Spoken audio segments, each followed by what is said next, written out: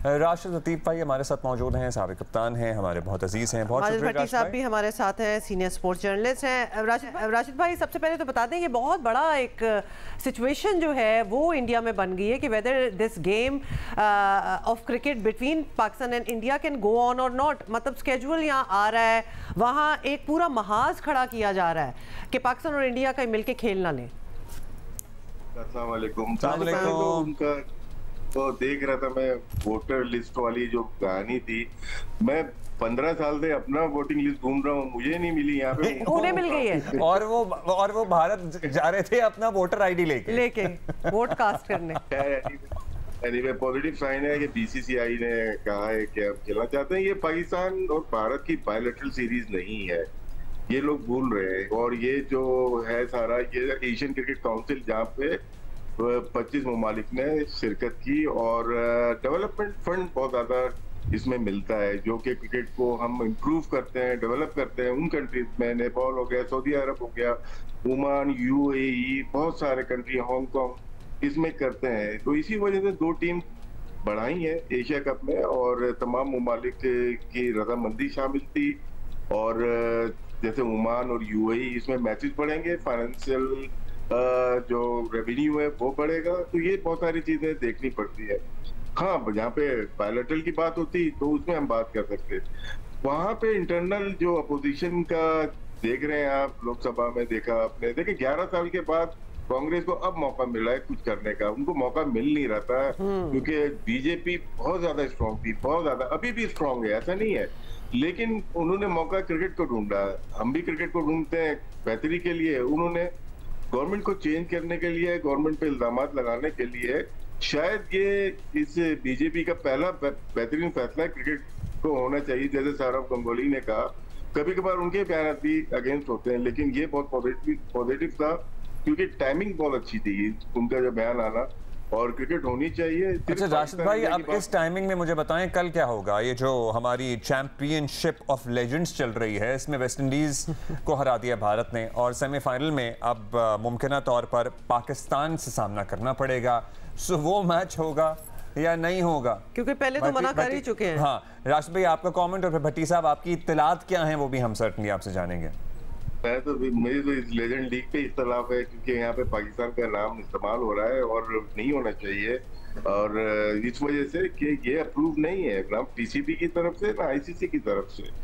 तो मैं बैकग्राउंड में भी जाना चाहता हूँ। 98 में हमने टूर्नामेंट एक ऐसी तरह का खेला था, लेकिन कप्तान के नाम के ऊपर टीम में बनती है। लेकिन इसको मैं फॉलो नहीं कर रहा क्योंकि इसका कोई ऑथेंटिसिटी है नहीं, इसको मैं फॉलो नहीं कर रहा। It's just for entertainment. But जाहिर है it would still make news Bhatti साहब। हाँ, और एंटरटेनमेंट की वैल्यू तो इसकी फिर भी है। भट्टी साहब बताएं क्या इत्तलात है आपकी? फिर ये मैच मतलब आप देख सकते हैं कि पाकिस्तान और इंडिया के बीच में इन द लेजेंड्स सेमीफाइनल में खेलेंगे ये?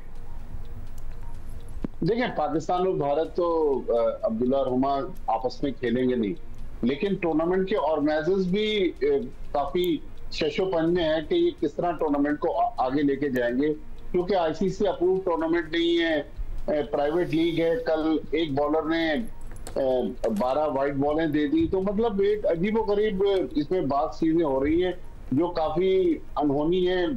क्रिकेट में अगर इंटरनेशनल क्रिकेट में हो जाए तो काफी उसमें सवालात भी उठ जाते हैं। मतलब मजे का खेस नहीं है, वैसे ऐसी भी चीजें हो रही हैं, बहुत मजे का खेस। तो फिर तो भट्टी साहब ये टोटली लग रहा है कि इसके जो ऑर्गेनाइजर्स हैं it is not well thought through at all. उन्होंने बस अप्रूवल्स लिए कुछ से और वो स्टार्ट हो गई, तो बिल्कुल ही आगे का सोचा नहीं। रिटायर्ड हैं हमारे खिलाड़ी जो हमारे अजीज हैं, हम बड़ा प्यार करते हैं उनसे। जाहिर है पाकिस्तान के एक प्लेयर को मिल रहे हैं जो बड़े प्लेयर्स हैं 25 से 30 हजार डॉलर, जबकि इंडियन प्लेयर्स जो है वो $1.25 ले रहे हैं। लेकिन अगर हम पैसों की बात करें, अब हम एशिया कप की तरफ आते हैं। एशिया कप अब्दुल्ला रुमा इतनी बड़ी मार्केट है और इतना बड़ा इसमें पैसा इन्वॉल्व है कि सिर्फ पाकिस्तान के मीडिया राइट्स जो हैं 3 अरब 43 करोड़ रुपए में फरोख्त हो रहे हैं सिर्फ पाकिस्तान के।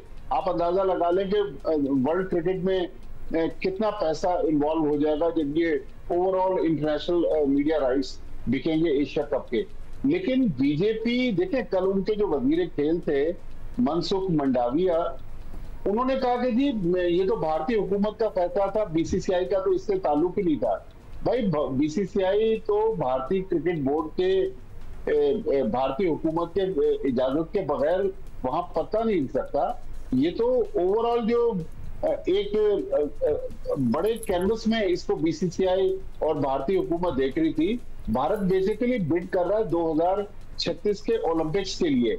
अगर यहाँ पर कहीं बॉयकॉट की नौबत आ जाती है, या आज 43 डेज बाद अब एशिया कप शुरू होना है, अगर भारत एशिया कप खेलने से मना करता है या पाकिस्तान से खेलने से इनकार करता है, तो फिर वो जो इंटरनेशनल ओलंपिक कमेटी का जो चार्टर्ड है उसकी भी खिलाफ वर्जी होगी, वहां उनको फिर ओलंपिक्स की बिड से ही बाहर कर देंगे।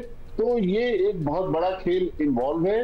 बीसीसीआई के बहरहाल मोहसिन नकवी साहब को क्रेडिट तो जाता है कि उन्होंने इतना जबरदस्त मास्टर स्ट्रोक खेला कि अब भारतीय आपस में लड़ रहे हैं और उनको समझ नहीं आ रही कि हमारे साथ हो क्या गया है। बहरहाल क्रिकेट यहाँ पर जीत गया है और पाकिस्तान इस पे ना वो बड़ी एक अच्छी सी मीम भी है आजकल, बड़ी पुरानी मीम है। एक बंदा जो है ना सामने मैदान में एक लड़ाई हो रही है और पहाड़ के ऊपर एक बंदा बैठा हुआ चिल कर रहा है। मतलब विजुअल्स तो इसी किस्म के आ रहे हैं। राशिद भाई को याद आ गई है वो। In any case, that is all the time we have. Rashid भाई जी प्लीज। जी राशिद भाई, final thought. Your final thoughts. जो माजिद भट्टी साहब कह रहे थे फाइनेंशियल के ऊपर, देखें इनको जो रन करते हैं सोनी है और साथ में डिज्नी स्टार है, सारी चीजें मुकेश अंबानी ग्रुप के पास है। पूरे 8 साल के राइट्स हैं, आईसीसी के हों या एसीसी के हों या आईपीएल के हों, क्रिकेट तो इनके हाथ में है। जो प्राइम मिनिस्टर लेके आ सकता है वो आईसीसी का चेयरमैन को, जय शाह को भी लेके आ सकता है। जो इतने बड़े काम कर सकता है वो क्रिकेट होने ना होने की भी जमानत वही है। तो इतनी ज्यादा पावरफुल शख्सियत भारत में मौजूद है कि वो क्रिकेट कब करानी है कब नहीं करानी उनके हाथों में है। सोनी को उन्होंने अभी खरीदा है, सारी चीजें उनके पास हैं, सारे राइट्स उनके पास हैं। ये सिर्फ भारत की बात नहीं है, ये एक कंपनी की बात है जो कि रन कर रही है वर्ल्ड में क्रिकेट को।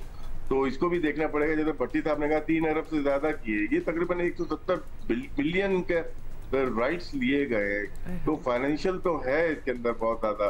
और जिस तरह भट्टी साहब ने कहा इसके अलावा भी विमेन वर्ल्ड कप है 26 में, तो उसके बाद 26 में मेन वर्ल्ड कप है, अभी विमेन वर्ल्ड कप है। दोनों भारत और श्रीलंका में हो रहे हैं। अगर यहाँ पे एशिया कप में कुछ होता है, पाकिस्तान अपना पाँव हल्का सा दबाता है तो अफेक्ट होगा वर्ल्ड कप, दोनों वर्ल्ड कप अफेक्ट होंगे।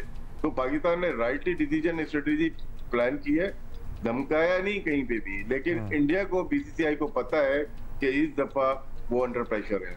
That's right. एक अब्दुल्ला के मुकेश अंबानी जो हैं वो बीजेपी के सबसे बड़े डोनर भी हैं भारत। तो ये भी ऑब्वियसली डिस्काउंट नहीं कर सकते। इंडिया का ब्रांड भी है वो, जो उनकी पूरी फैमिली है। उनको ऑलमोस्ट सौंपा हुआ है कि आप ही हैं जो इस चीज को आगे लेके चलेंगे, और वो काफी भरपूर अंदाज में वैसे तो कर भी रहे हैं। थैंक यू भट्टी साहब। ओके, साथ ही आपको बता दें कि हमारी वैसे क्रिकेट टीम जो है वो फ्लोरिडा पहुंच चुकी है और वहां उन्होंने प्रैक्टिस शुरू की है। 3 घंटे की एक्चुअली उनको प्रैक्टिस स्लॉट जो था वो मिला है and the entire team is there. मौसम कैसा लग रहा है? अच्छा सनी सा लग रहा है। Not bad. साहिल पे गए थे और महसूस हुए फिर साहिल पे लहरों से। क्या हुआ था? महसूस। मैं तो कहती हूँ इस वक्त तो किसी भी साहिल की लहरों से दूर रहे। नहीं हम आप ये देखें, बड़ा अच्छा वर्कआउट भी चल रहा है। होटल मेरा ख्याल है इनका साहिल के सामने है, समुंदर के सामने। जाहिर है फ्लोरिडा है, है मतलब सारे होटल मतलब वहाँ अच्छे वाले तो वहीं बनते हैं जहाँ साहिल हो सामने। और साहिल भी बड़ा खूबसूरत होता है, सफेद रेत होती है, बड़ी प्यारी और साफ भी होती है। साफ साहिल, अंदाजा करें किसने देखा।